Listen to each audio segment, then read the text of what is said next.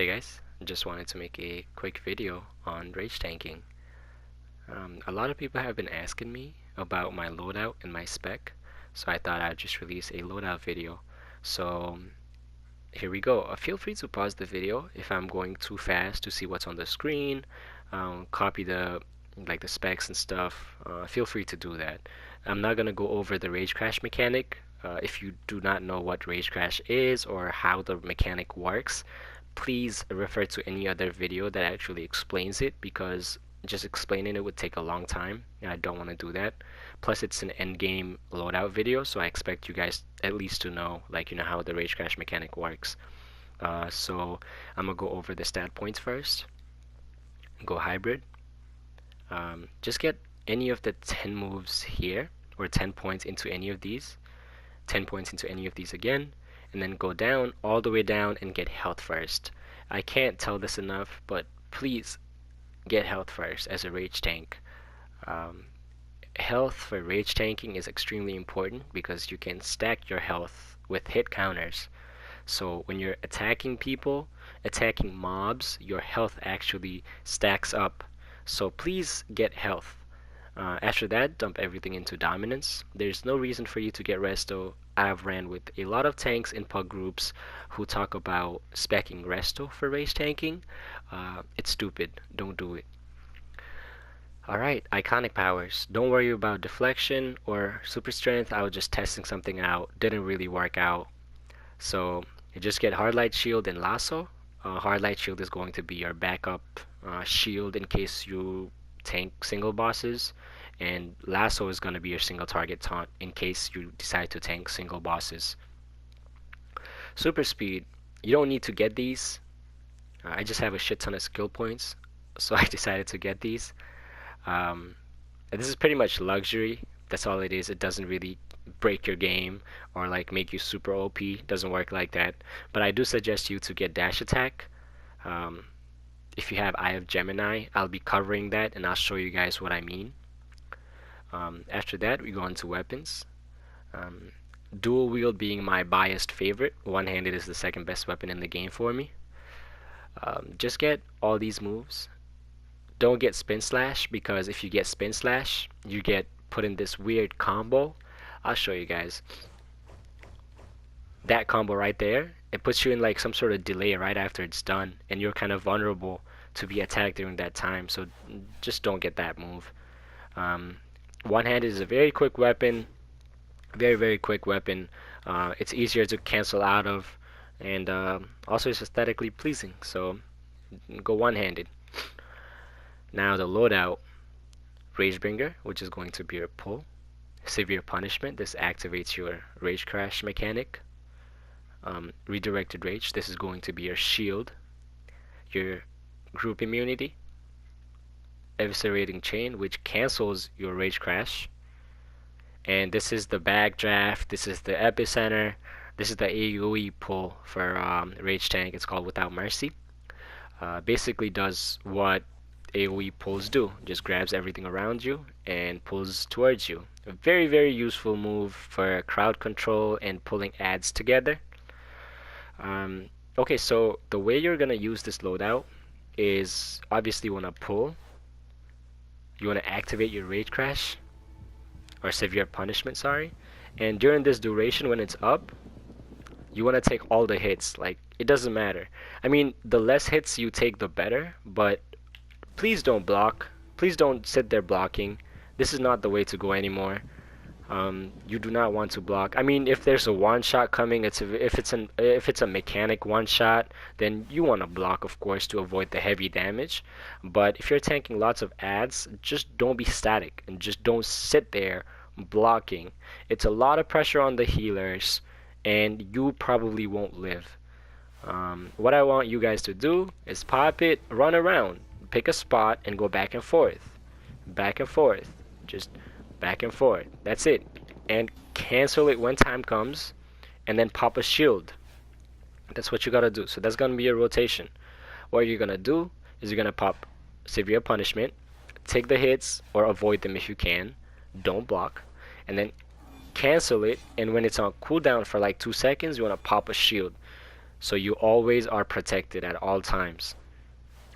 And when the shield goes away relatively quickly. So when it goes away, just pop severe punishment and the same thing over and over again. You want to throw your AoE pull, the pulls, juggle them, cancel it. See how it's on cooldown? That's when you want to pop a shield. And still, keep running around. Throw a group immunity if you have to. Keep running around, and your shield goes down. Pop severe punishment again. I highly suggest you guys not to stack both of them at the same time like this, because when the shield goes down and you don't have rage crash up, you're really vulnerable. Even though you still have the defense bonus from severe punishment, you don't want to take the risk. You will probably get blasted.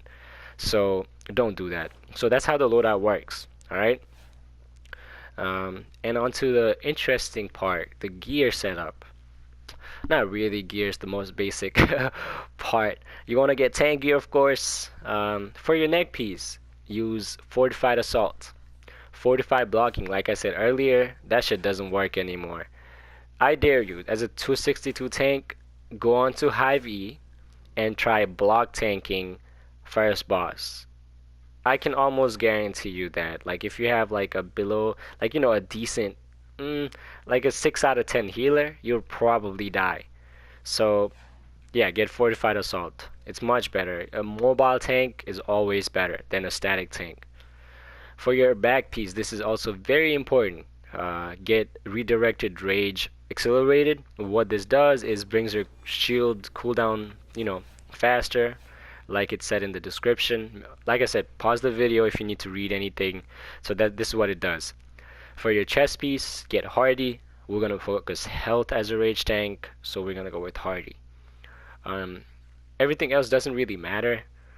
You can get Tumbling Master because there's no other good feat mod to get. What Tumbling Master does is just lets you do these combos and get out of the situation. It's pretty nice, but I don't depend on it too much. I just super speed out of everything. So that's the white mod setup. And for the artifacts, this really changes everything. The artifacts are very powerful. I highly recommend you to get artifacts over anything else. You want to build up manacles. Probably the most important artifact when it comes to tanking is definitely the manacles. Like it says, it decreases the cooldowns of all shields by 10%. So your redirected rage cools down much faster, and it stacks with the accelerated redirected rage, so you get about 20% reduction in cooldown. These two are just, honestly, they're interchangeable with Eye of Gemini and something else that you want to use. I like running Legionnaire Sparring AI because I like to move around a lot. Let's say for COTE, right, for ads, what I do is just grab everything, make sure I have severe punishment, and I run across the wall, like just side by side. What I do is when I get here, I block for a second, they lunge me, they get countered, I move to the other side. Block for a second, they lunge me, they get countered. So what you want to do is you want to get counters all the time. Don't sit there just blocking. You want to make them lunge you, so you actually get the blue or get the immunity. And when you get immunity, Legionary Sparring AI actually helps you get get immunity from control effects for 5 seconds, which is a long time. So that's why I love using it. Also goes hand in hand with my DPS, my precision spec for DPSing, but I don't want to get into all that. The third artifact is Dilithial Refractor. It's not the most important artifact for sure, that's why it's still purple. You can use Eye of Gemini here instead. What Eye of Gemini does is I'll show you in a second here. Remember when I told you to get dash attack? This is why. So you could always replace either Ire or Without Mercy. I usually go with Ire because if I'm tanking ads, there's always another tank tanking, the boss or something. So the other tank's immunities are enough, especially for this content. It's totally enough. But if you're tanking, let's say the Sea Beast, First Boss and Throne, you want to put Ire here, definitely. and maybe switch out without mercy for a dash attack. So what Gemini does with supercharges is when you do this, it creates this green field which gives you insta health regen and gives you supercharge gain for you and your group. So it's very useful. Also, the move itself, dash attack, actually lets you get out of the situation really fast. It just bails you out and gives you like immunity and a shield. So it's really nice. It goes hand in hand with Eye of Gemini. So if you don't feel like using Diluxia Refractor, just rock a really low supercharge cost, supercharge in your bar, and just use Eye of Gemini. So that should be the artifacts. For my utility belt, the only important thing here, honestly, is the breakout trinket. That's all you really need. I use this one just before fights just to buff myself up. I usually forget to even like pop it again, or I just don't have time when I'm tanking everything just to re-pop it. So yeah, chronometric emitters, they're good for CC. They're pretty nice actually. If you're like learning how to tank and stuff, and you're taking a lot of ads and stuff, I highly suggest you go make some. Dcuo bot, I use it because it gives me a 5% increase in health. Since we're stacking health, it's really nice. Dcuo bot was given for some sort of event a couple years ago. Maybe if you go onto your redeem section, you should find him. I don't want to bring him up because he starts talking, and I don't like it when I'm making videos. So, and here's the breakout trinket. You could get this out of any tier 2 vendor. Alright, so what I was talking about earlier about hit counter stacking is this is what I mean. So my base health right now is 119,000, right? So if we do the hits, my health is going to increase. So the longer the hit counter, like, or the higher the hit counter, the more your health goes up to. I believe it caps out at 42. Don't quote me on that. I haven't tested it out, or I just forgot. So let's see what my health caps out at. Let's see. 142k. Let's see if it goes any higher. Okay, so it does. Wow. 144. Okay, so it does cap around like 60 something, or maybe 50, in the high 50s. So that's what you want to do. You want to keep attacking them, or even your powers give you hit counter now. So make sure you're popping your powers. You're an active tank. Just don't be one of those tanks that just sits there and block. Nobody likes that tank. Alright, is there anything else I need to cover? I don't think so. We should be good. Alright guys, hopefully y'all have fun tanking. If you suck at first, it's okay. Just remember that Rome wasn't built in a day. Just keep practicing and you'll get better. Alright, peace out.